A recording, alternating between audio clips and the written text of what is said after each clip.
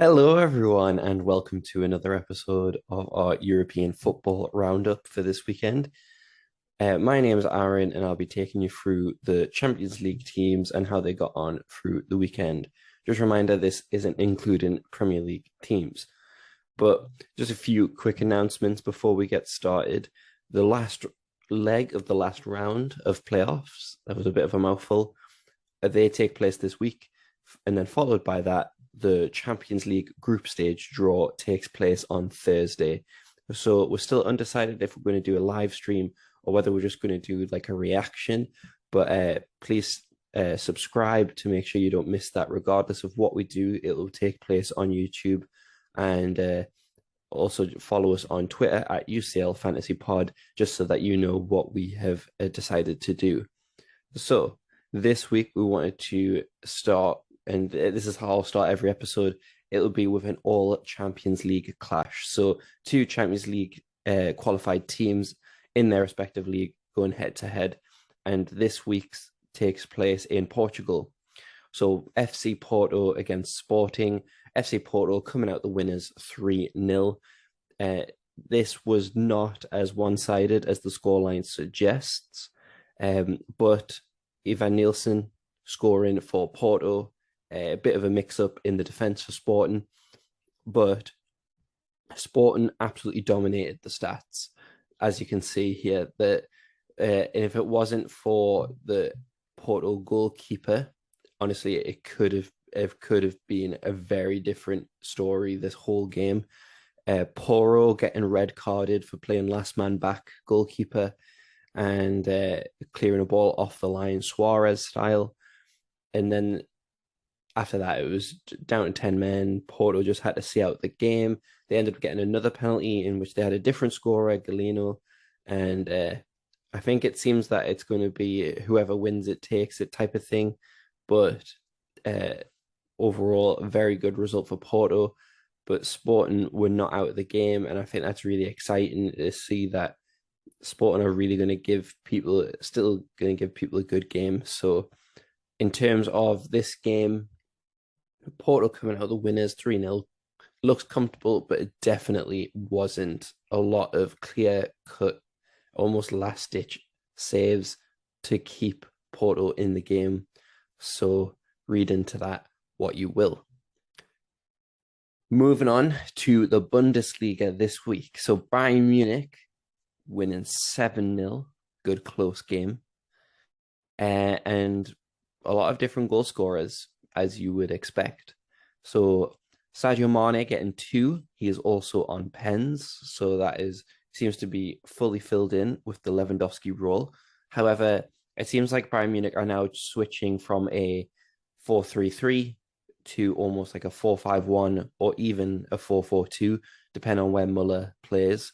And it seems to be a 4-4-2 currently, with Muller and Mane up front, which kind of gives Mane a little bit more freedom to move on to either wing and almost double up on fullback. So that's really, really exciting for him, especially because he's still a midfielder in this year's game. The first start for De Ligt, who also got in the goals, who also scored a goal. There was no room for Musiala though. He was ruled out before the pre-match conference, and so we don't know what is that. I tried looking up details for why Musiala missed this game. Sane scored in his place, and well, he scored. So we'll see what happens with Musiala when he's fit. Does Sane get dropped? And that it's going to be really interesting to see. Kingsley Coman, definitely, you've got to give him a shout out. I think he got multiple assists and also got on the score sheet himself. I think it was 3 assists in the end. But one of them assists I am counting as he won the penalty. So 2 assists and 1 penalty won, which obviously still scores points in the Champions League game. Dortmund, who capitulated in the last few minutes, they were on course for a 2-0 win until someone gave the controller to their older brother for Werder Bremen, and they lost 3-2. All goals scoring in the 89th minute onwards. In terms of Dortmund, though, we know that they're not solid defensively. all the time, and they can fall victim to this sometimes. Not to this extent. You would think that a 2-0 win going into the last minute, you wouldn't concede 3 goals, but here we are. Royce got both assists, and also I wanted to point out though that Guerrero was on the score sheet, and he is a 4.5 million defender this year on Champions League. We know that they're probably not going to get clean sheet points, but his attacking potential, he was priced at 6 million for the longest time, and now he's 4.5. So I think that was a typo, but it's a bit too late for Champions League to fix it. But he seems like a really, really good price because we know that he's always on set pieces and stuff like that. So someone to keep an eye out on, definitely. Frankfurt drawing again, 2-1-1 draws. They are now 15th in the table, which isn't great for a Champions League team. Also, we'll see how Liverpool get on today. They could also be in and around that number, but they drew with Köln and Kamada with another goal. So against Real Madrid, he looked really dangerous. He looked like a really, really good player. And from that game, he's scored in consecutive games. He is a 7 million midfielder. So even though he's basically playing behind the striker, he's classed as a midfielder for 7 million. And he also scored this goal as a substitute. So seems very exciting there. Good talent. And the thing about Frankfurt, normally wouldn't read too much into these because we know that Frankfurt are probably not they're probably not going to qualify out the group, but we don't know what the group is yet. But because Frankfurt, they won Europa League, they are going to be in pot one, meaning that they are not going, they might get like one high caliber La Liga or Premier League team in their group who wouldn't, like they might get Liverpool, for example, or teams that didn't win or teams that came runner up in their respective leagues. But it also means that they're going to potentially get some of these teams that are qualifying, are still in the qualification process, and Kamada might be a good differential against them teams. It's all speculation right now because we don't know the groups, but something to definitely keep an eye on because he looks like a real gem, and he gave Real Madrid a couple troubles. So even though he didn't score, read into that what you will, but the eye test, he looks like a really good player. Leverkusen have continued to start their terrible start to the season, and they lost 3-0 to Hoffenheim. They had more possession, more shots. They just weren't clinical. They now sit 17th in the table, and just remember that the Bundesliga has 18 teams, so they are second bottom. So that is not great for a Champions League team. RB Leipzig, they lost 2-1. They just seem to be conceded 2 goals every game, just for fun at this moment. They've conceded 10 goals in the first 4 games of the season. Granted, this was against one of these matches was against Bayern Munich in the cup. Although in England we don't place a lot of kind of prestige on the Community Shield, in leagues outside of England they do place a lot of emphasis on the Super Cup, and especially in places like Italy and Germany, it is seen as another trophy. So the fact that they did lose so bad and conceding 5 in that goal was not great. But it was Orban who was the scorer, so we remember him as a defender. So good that he is getting on the score sheet.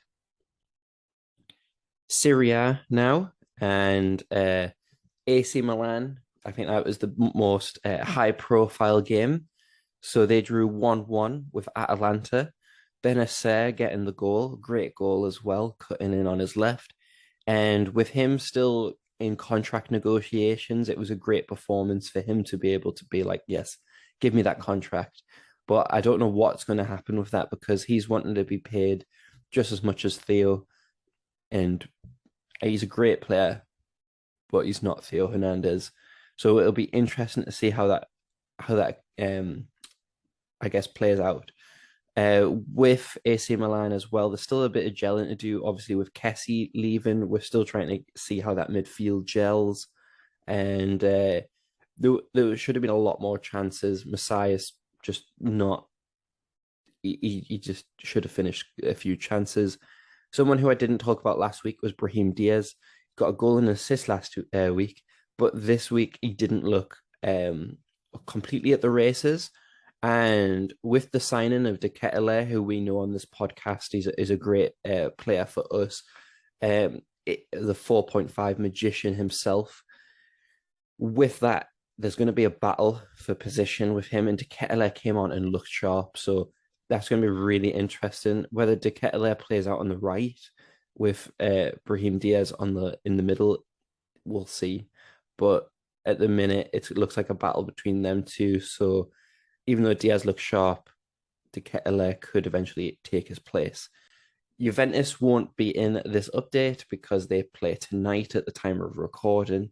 So they'll just get a longer update next week so I can update you on how they got on. Napoli looks like the big team this year in Serie A. It looks like they're going to surprise a few people. They won 4-0, meaning that they've scored 9 goals in 2 games.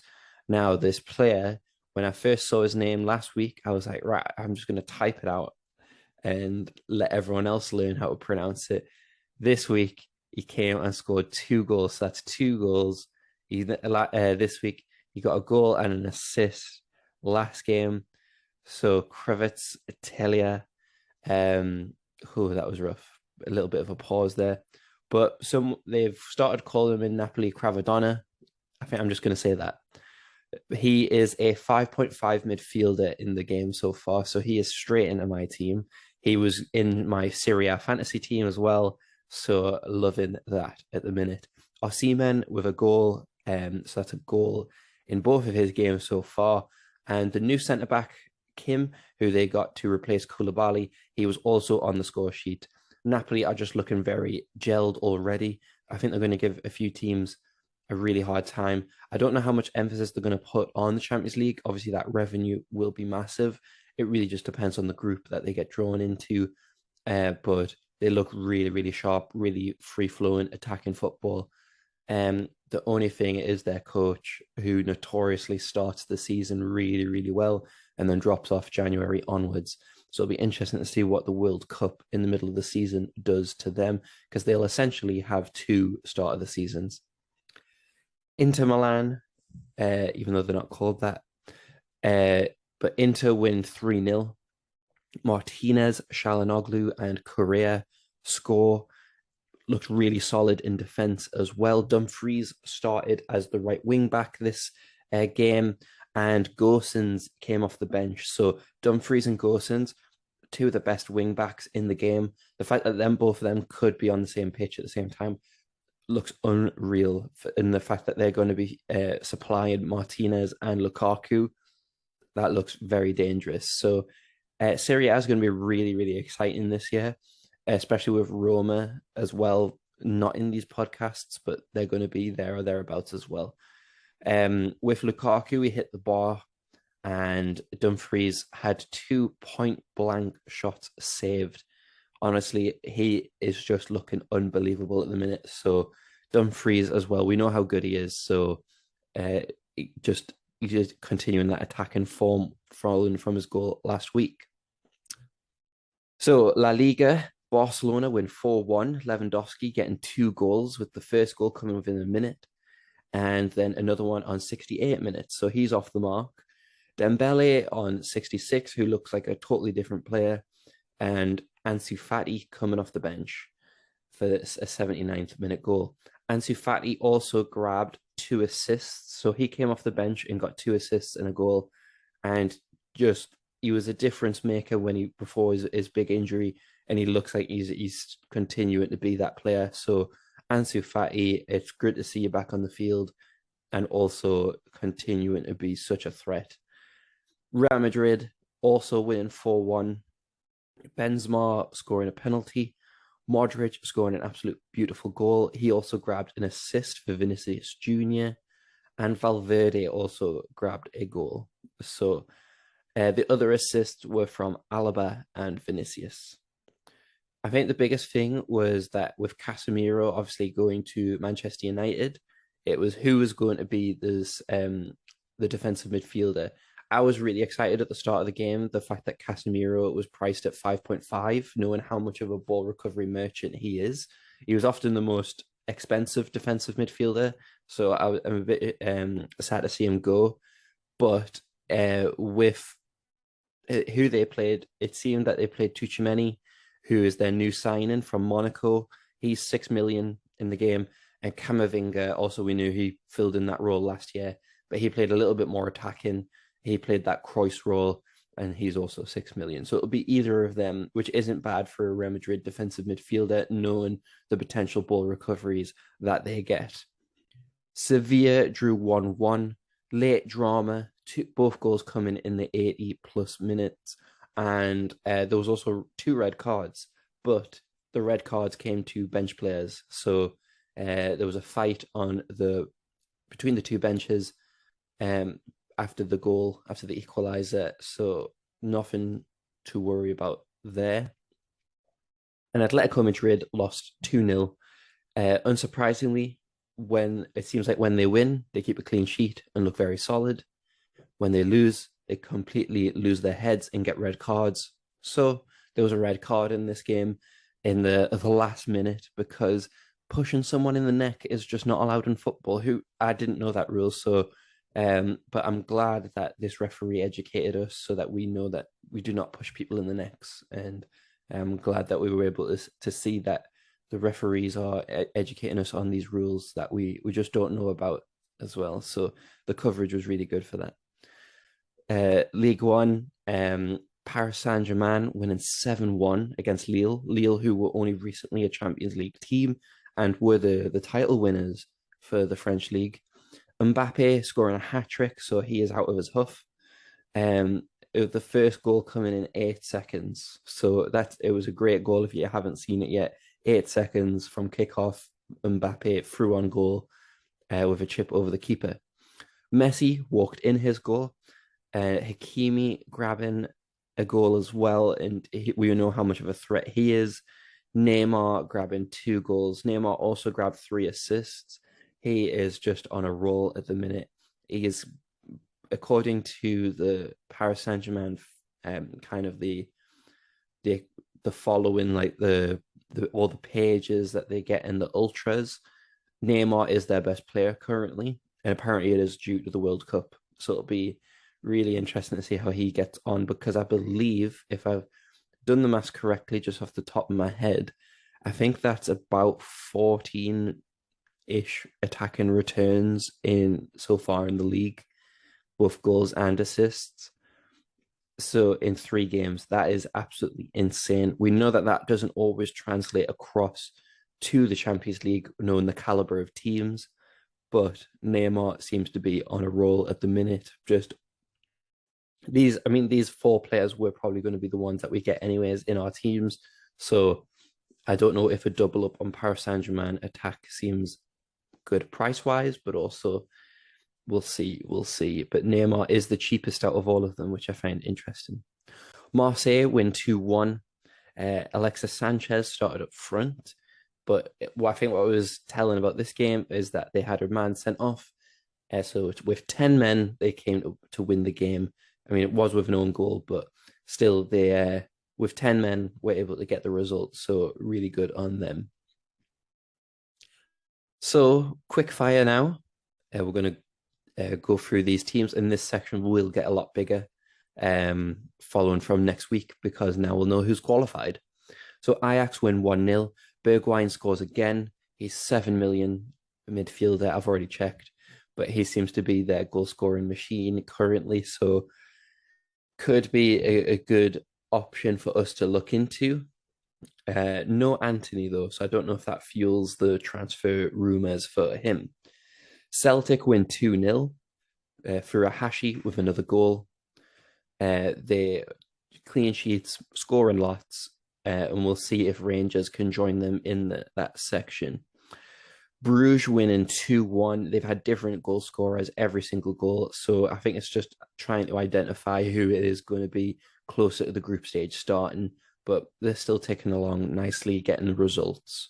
Salzburg winning 2-0, Fernando with another goal, and our favourite enabler, Okafor, getting on the score sheet. So we always love when he scores. But Fernando with another goal, he looks like he's going to be that kind of next Adeyemi player who's going to cause us a headache, basically. And just to round off the episode, Shakhtar will start their league campaign tomorrow. So keep an eye out on that one, and I'll cover that next week. But thank you everyone for tuning in, and make sure to subscribe for, I guess, all the new content that we're about to put out, but also that you make sure to follow us on Twitter so that you don't miss what we're about to do with the draw and all the group stage previews that are going to come out. We've got some exciting things lined up, so we definitely want you to come along for the ride. Look forward to seeing you as the Champions League starts. Almost there, just over 2 weeks. And we'll see you on the next episode. Bye.